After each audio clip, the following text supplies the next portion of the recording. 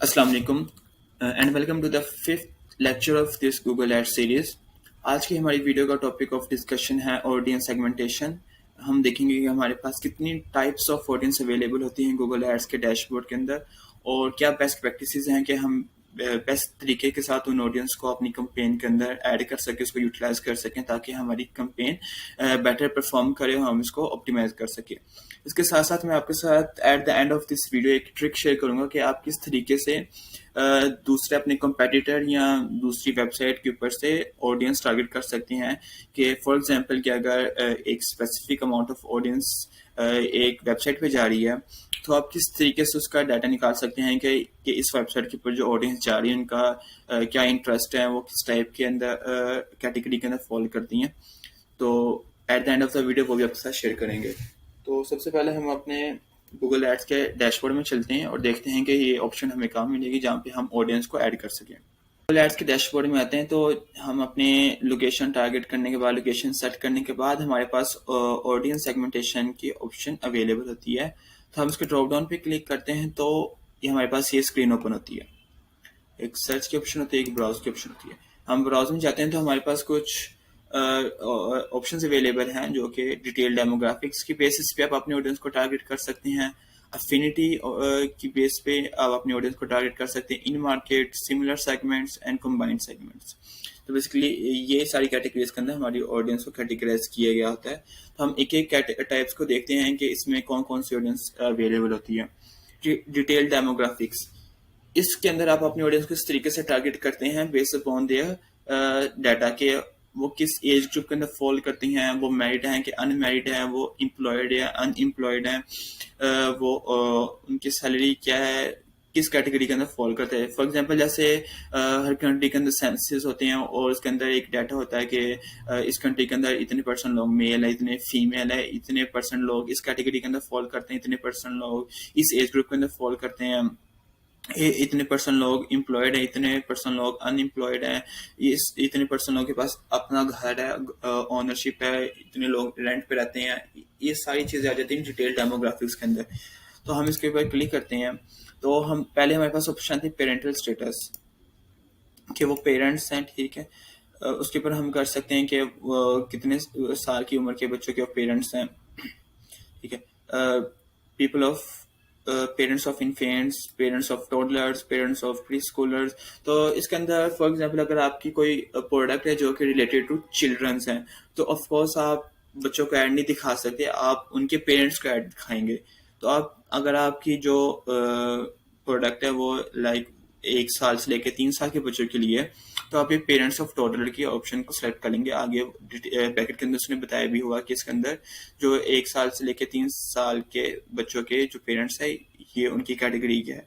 इसी तरह जो अगर आपकी जितने एज ग्रुप के बच्चों के लिए प्रोडक्ट हैं तो आप उन्हीं के पेरेंट्स को सिंपली टारगेट कर सकते हैं यहाँ से। उसके बाद नेक्स्ट ऑप्शन आ जाती है मैरिटल स्टेटस।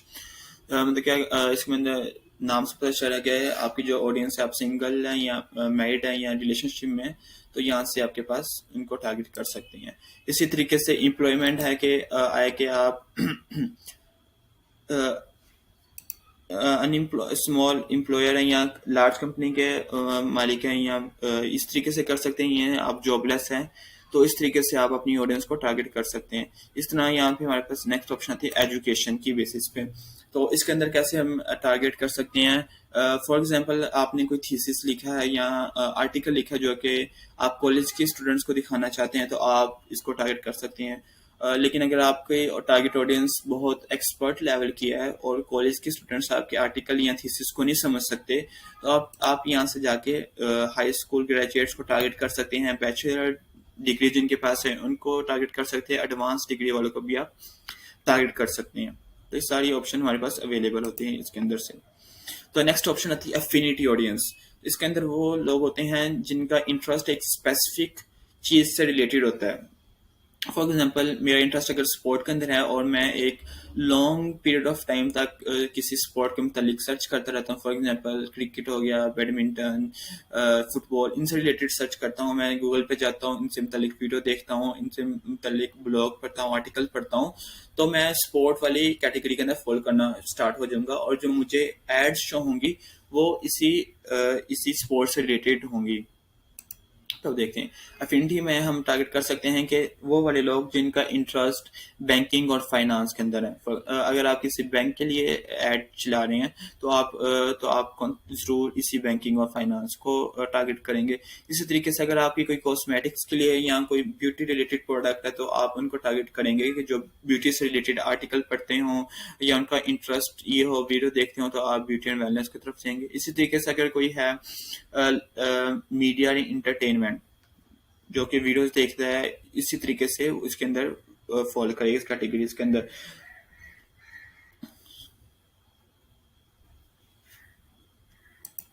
तो नेक्स्ट टाइप ऑफ ऑडियंस आते हैं इन मार्केट ऑडियंस।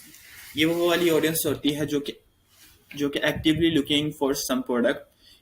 इसको हम एग्जांपल में इस तरीके से समझ सकते हैं। ये वो लोग होते हैं जिनके हाथ में क्रेडिट कार्ड होता है और ये बस सर्च कर रहे होते हैं कि हमें कोई बेटर वेबसाइट मिले, प्राइस मिले, हम जल्दी से अपना क्रेडिट कार्ड की इंफॉर्मेशन डालें, उस प्रोडक्ट को बाय कर लें। तो ये वाली audience bottom of the funnel exist करती है और ये मोस्ट लाइकली होती है कि ये कन्वर्ट होंगे। अगर आप इस तरीके की ऑडियंस को टारगेट करते हैं तो आपके कन्वर्जन रेट इंक्रीज हो सकता है।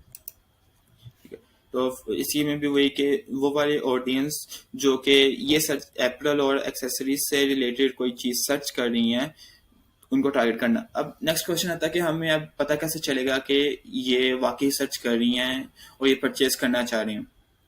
तो ये डिपेंड करता है उनके कीवर्ड के ऊपर, वो किस तरीके के कीवर्ड टाइप कर रहे हैं गूगल के सर्च इंजन के अंदर। फॉर एग्जांपल कोई सर्च करता है व्हाट इज गूगल एड्स, और एक दूसरा यूजर सर्च करता है गूगल में आके गूगल एड कोर्सेज, ठीक है, और एक और टाइप करता है Google ad training institute near me, ठीक है। तो जिसने सबसे पहले क्वेरी डाली व्हाट इज गूगल एड्स, तो वो इन मार्केट सेगमेंट में नहीं आएगा, ठीक है। अभी वो उसकी अफिनिटी के अंदर आ जाएगा, क्योंकि अभी वो कोई चीज परचेस नहीं करना चाह रहा, वो बस इंफॉर्मेशन लेना चाह रहा है कि गूगल एड्स क्या होता है, इसको किस तरीके से यूज कर सकते हैं, ये सारी चीजें। तो जिसने ये क्वेरी डाली है कि गूगल एड कोर्सेज, तो वो उसे पता है गूगल एड्स क्या है, उसको अवेयरनेस उसके अंदर क्रिएट हो चुकी है। तो अब वो चाह रहा है कि मैं कोई कोर्स करूं ताकि मुझे मजीद इंफॉर्मेशन मिले। तो ये वाला यूजर आएगा इन मार्केट सेगमेंट के अंदर। तो इसी तरीके से जिसने तीसरा किया क्यूरी की थी कि Google ad courses institute near me, तो वो भी इन मार्केट सेगमेंट के अंदर आ जाएगा।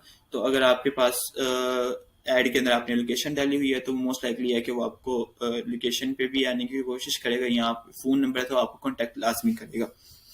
तो ये सारे इन मार्केट सेगमेंटेशन के अंदर आ जाते हैं। तो नेक्स्ट टाइप ऑफ ऑडियंस हमारे पास अवेलेबल होती है सिमिलर सेगमेंट। और सिमिलर सेगमेंट या इसके अंदर जो हम हमारी जो ऑडियंस जो पहले ही हमारे बिजनेस के साथ इंटरेक्ट कर सकी हैं, हमारी साइट के ऊपर आई हैं, तो इसमें वो आ जाती हैं। क्योंकि हम अभी स्क्रैच से कैंपेन सेटअप करें तो हमारे पास ये डाटा अवेलेबल नहीं होगा, लेकिन with the passage of the time आपके पास ये डाटा ऑटोमेटिकली आपके यहाँ पे शो होना स्टार्ट हो जाएगा। तो बेसिकली इसके अंदर वो ऑडियंस फॉल करती है जो कि ऑलरेडी आपके साइट के साथ इंटरेक्ट कर चुकी है, आपकी साइट पे उसने किसी तरीके से विजिट किया है, चाहे वो ऑर्गेनिकली विजिट किया हो या आप पहले से रन कर रहे हो और उन्होंने वहां से आए हों। तो आप वो पहले तो आपकी साइट के ऊपर आए थे, लेकिन उन्होंने कोई एक्शन नहीं वहाँ पे परफॉर्म किया, कोई चीज़ या प्रोडक्ट परचेस नहीं, कोई क्यूरी नहीं डाली, जो भी आपके कंपेन के गोल थे उन्होंने वो पूरा नहीं किया। तो अब आप उनको दोबारा टारगेट करना चाह रहे हैं, तो जिसको हम आम सिंपल लैंग्वेज कह सकते हैं रीटारगेटिंग। आप उनको दोबारा अपनी ऐड दिखाना चाह रहे हैं। आपने ये भी ऑब्जर्व किया होगा कि आप किसी कोई चीज़ सर्च करते हैं, किसी साइट पे जाते हैं, तो आपको उसी के रिलेटेड बार बार हर प्लेटफॉर्म के ऊपर ऐड नजर आना स्टार्ट हो जाती है। तो बेसिकली ये रीटारगेटिंग का एक टैक्टिक है जो कि हम इसी के अंदर से सिलेक्ट कर सकते हैं। इसी तरीके से जो नेक्स्ट हमारे पास ऑडियंस होती है सिमिलर सेगमेंट। जैसे कि हमारे पास फेसबुक ऐड का अगर आप थोड़ा सा आइडिया हो तो उसके अंदर ऑप्शन होती है लुक अलाइक ऑडियंस। तो हमारे पास गूगल एड्स के अंदर बस नेम डिफरेंट है, सिमिलर ऑडियंस आ जाती है।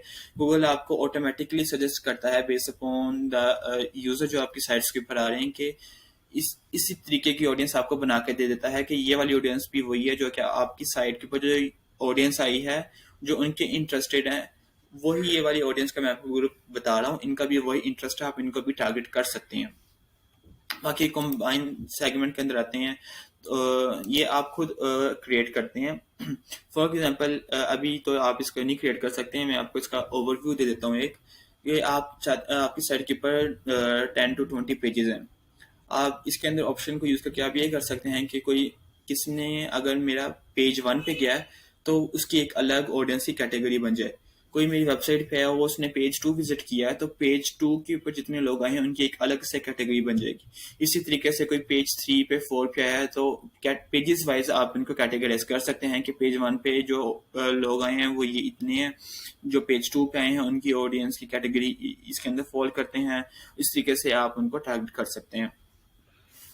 तो लास्ट में जो मैंने आप के बताया था कि हम किस तरीके से किसी दूसरे की और देख सकते हैं कि जो किसी दूसरे की साइट के ऊपर ऑडियंस जा रही है उनको हम किस तरीके से अपनी ऐड के अंदर ऐड कर सकते हैं। तो सिंपली आपने यहाँ पे सर्च में आना। तो सबसे पहले गूगल में जाएं, उस पर जाके सिंपल जैसे कि हम इसमें अपने गूगल एड्स के अंदर इसके अंदर फर्नीचर की एग्जांपल लेके चल रहे हैं। तो यहाँ पे सिंपली जाके आप लिखें फर्नीचर और यहाँ पे विकीपीडिया का। तो सबसे पहले जो हमारे पास आएगा विकीपीडिया का लिंक, उसे सिंपली ओपन करें।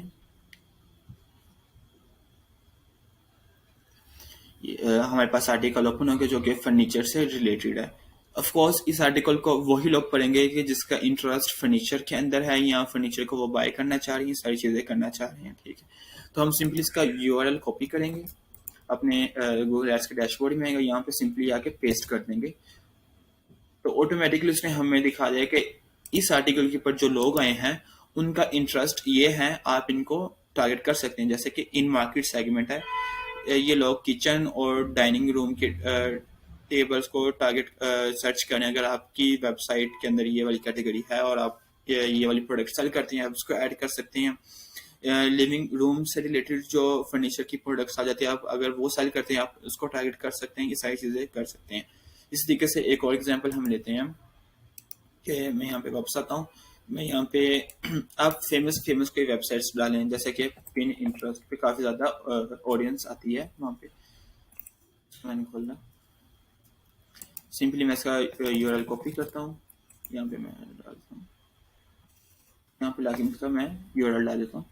ऑटोमेटिकली उसने फिर से मुझे सजेशन दिखा दी कि इस वाले पेज के ऊपर जितने लोग आए हैं उनका इंटरेस्ट इन चीज़ों के अंदर है, वो इस ऑडियंस के अंदर फॉलो करें। अगर आपकी इनसे रिलेटेड कोई प्रोडक्ट है तो आप उसको ऐड कर सकते हैं। अगर हम फर्नीचर से हट के कोई और एग्जांपल ले लेते हैं। फॉर एग्जांपल मैं डिजिटल मार्केटिंग से रिलेटेड अगर आप कोई सर्विसेज दे रहे हैं तो सिंपली वही हम टेक्निक यूज़ करेंगे। जो आपकी सर्विस या प्रोडक्ट के सिंपली आप उसका आगे विकीपीडिया या किसी फेमस साइट का, जैसे पिन इंटरेस्ट हो गया, कोरा हो गया, इस तरीके से रिलेटेड आपने कोई ब्लॉग खोल लेना इसके ऊपर ट्रैफिक ज़्यादा हो। डिजिटल मार्केटिंग विकीपीडिया का ये आर्टिकल आ गया। ठीक है, अगेन आप इसको वही पढ़ेंगे कि जिनका इंटरेस्ट डिजिटल मार्केटिंग के अंदर होगा। तो सिंपली हमने अगेन इसका यूआरएल कॉपी करना है, इसको हम आएंगे सर्च बार के अंदर, यहाँ पे ला के यूआरएल पेस्ट कर देना। ठीक है, अब उसने फिर से हमें दे दी ऑडियंस का सेगमेंट के इस वाले पेज के ऊपर जो लोग आए हैं वो उनकी कैटेगरी ये है। अगर आप इनसे रिलेटेड कोई सर्विस या प्रोडक्ट है आप इनको ऐड कर सकते हैं, जैसे कि एडवर्टाइजिंग एंड मार्केटिंग सर्विस, कोई लोग इनको ढूंढ रहा है इन मार्केट सेगमेंट, यहाँ पे आपने देख रहे होंगे। इसी तरीके से business and industrial products, email marketing services, sale and marketing की जॉब्स, बिजनेस टेक्नोलॉजी, सिंपल आप कर सकते हैं। इसी तरीके से अगर हम इसी को हम आगे दूसरे एंगल से देखें, पिन इंटरेस्ट की हम अगर डाल के इसको चेक करें कि हमारे पास कौन सी ऑप्शन हमारे पास अवेलेबल होती हैं। अगेन इसका मैं यूआरएल कॉपी करता हूँ। जरूरी नहीं कि आप विकीपीडिया या पिन इंटरेस्ट को देखिए, आपके पास काफ़ी ज़्यादा वेबसाइट सिंपली आपने किया, आपके पास जितनी sites search engine result pages पे आ रही हैं आप सबको इंडिविजुअली बार बार ऐड करें और जो न्यू आपके पास ऑडियंस का सेगमेंट आ रहा है आप उसको टारगेट करते जाएं। इसको मैंने पिन इंटरेस्ट का यूआरएल डाला, उसने फिर से मुझे दिखा दिया कि एसईओ एसईएम सर्विसेज के अंदर इंटरेस्टेड है, email marketing services, web and design development की सर्विसेज के अंदर इंटरेस्टेड लोग हैं। तो आप अगर इनसे रिलेटेड अगर आप कोई सर्विसेज दे रहे हैं या प्रोडक्ट है तो आप इन सबको भी ऐड कर सकते हैं। इसको सेट करने के बाद हमारे पास नेक्स्ट ऑप्शन आती है टारगेट करना या ऑब्जर्वेशन करना है। अब कौन से ऑप्शन को किस वक्त यूज करना है, ये टोटली डिपेंड करता है आपकी मार्केटिंग स्ट्रेटेजी के ऊपर। अभी जैसे कि हमने ऊपर डिस्कस किया था कि हमारे पास रीमार्केटिंग की ऑप्शन होती है।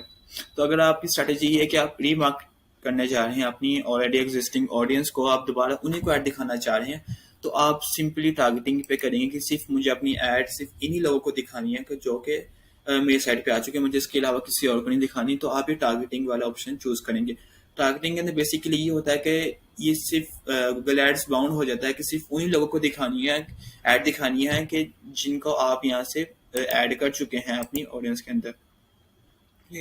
फॉर एग्जाम्पल मैं इनको और इसको ऐड कर चुका हूँ, ठीक है।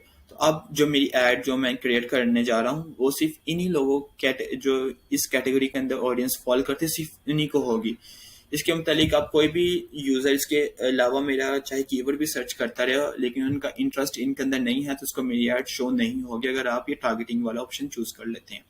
तो ये बेस्ट तब रहता है कि अगर आप पूरी मार्केटिंग करें और आप स्पेसिफिकली आप उन्हीं 100-200 या 1000 लोगों को टारगेट करना चाह रहे हैं जो पहले ही आपकी वेबसाइट पे आ चुके हैं, ठीक है। तो नेक्स्ट ऑप्शन हमारे पास मिलती है ऑब्जर्वेशन की। इसके अंदर ये इसको हम समझ लेते हैं कि इसके ऑप्शन चूज करने से हमें किस तरीके से ऐड हमारी परफॉर्म करेंगी कि अब जो हमारी ऐड होगी वो उन लोगों को भी शो होगी जो कि हमने यहाँ पे बता दिया है कि जिनका इंटरेस्ट इनके अंदर है, और इसके साथ साथ हमारी ऐड उन लोगों को भी शो होगी कि जो हमारे रेलिवेंट कीवर्ड टाइप कर रहा है, जो कि हम नेक्स्ट में बताएंगे कि हमने कीवर्ड ऐड करती हैं, जो कि मेरी ऐड से रिलेटेड कीवर्ड सर्च कर रहा है लेकिन वो इनमें से किसी कैटेगरी के अंदर फॉल नहीं करता, ठीक है। तो गूगल एड्स उसको भी आपकी ऐड दिखाएगा, ठीक है। तो ये रिकमेंडेड है, गूगल भी बता रहा है और ये अच्छा परफॉर्म भी करती है। ऑफ कोर्स अगर कोई ये सर्च कर रहा है कि बाय शूज ऑनलाइन, ठीक है, वो पहली मरतबा सर्च कर रहा है और उसकी हिस्ट्री वो किसी इनमें से किसी कैटेगरी के अंदर फॉल नहीं करता, लेकिन उसका कीवर्ड उसका सर्च करने का अंदाज ये बता रहा है कि वो मोर लाइकली कन्वर्ट होने के उसके चांसेस ज्यादा है। उसके कीवर्ड जैसे कि बाय शूज ऑनलाइन, वो खरीदना चाह रहा है, वो ऑनलाइन शूज खरीदना चाह रहा है, उसके कीवर्ड से हमें पता चल गया, तो गूगल आपकी ऐड उसको भी दिखाएगा। तो again totally depend upon your marketing strategy. अगर आप रीटारगेट करने जा रहे हैं तो सिंपली टारगेटिंग वाले ऑप्शन को सिलेक्ट करें। अगर आप रीटारगेटिंग नहीं करने जा रहे तो आप ऑब्जर्वेशन को सिलेक्ट कर सकते हैं। Totally depend upon your marketing strategy. तो आज के वीडियो के लिए बस इतना ही। तो see you in the next video. Thank you.